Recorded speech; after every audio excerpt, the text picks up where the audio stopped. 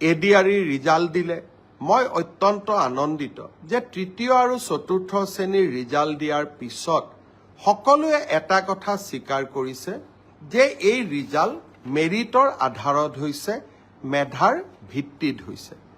আৰু সঁচাকৈ চৰকাৰী চাকৰি আমি মেধাৰ ভিত্তিত দিয়াৰ বাবে প্ৰতিশ্ৰুতিবদ্ধ। এতিয়া কোনোবাই মোক কৈছে মামা কাট অফ নম্বৰ বহুত হ'ল।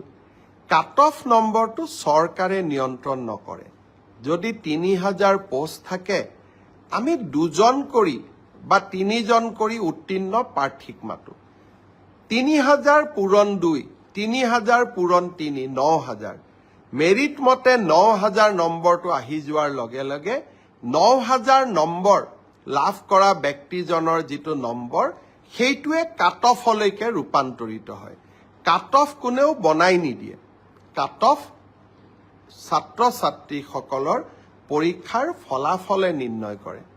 কোনোবাই যদি ভাবে যে কাট অফ বেছি হৈছে তাৰ মানে ইয়াকে বুজাব পাৰি যে সঁচাকৈয়ে এইবাৰ পৰীক্ষাৰ ফলাফল যোৱাবাৰতকৈ ভাল হৈছে। অসম পুলিচৰো দ্বিতীয় কাট অফ নোলায়, কিন্তু বছৰটোৰ শেষৰ ফালে আমি আকৌ নতুন অসম পুলিচত খালী হৈ থকা পোষ্টসমূহ আমি এডভাৰটাইজ কৰিম। কোনোবাই যদি পোৱা নাই হতাশ হ'ব নালাগে, দৌৰৰ প্ৰেক্টিচ অব্যাহত ৰাখিব লাগে।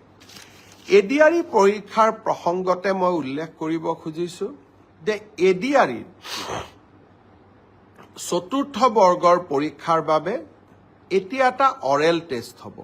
এই অৰেল টেষ্ট আমি জুন মাহত অনুষ্ঠিত কৰিম।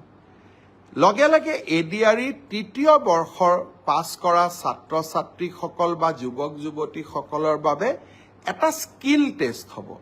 সেই স্কিল টেষ্টটো আমি অহা জুন মাহত আমি আৰম্ভ কৰিম।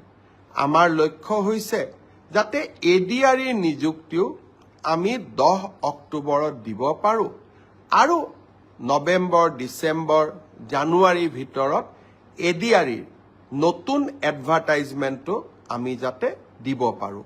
অৰ্থাৎ আমি আমাৰ যুৱক যুৱতীসকলৰ মাজত আশাৰ বন্তি গছি আমি জ্বলাই ৰাখিব খুজিছোঁ।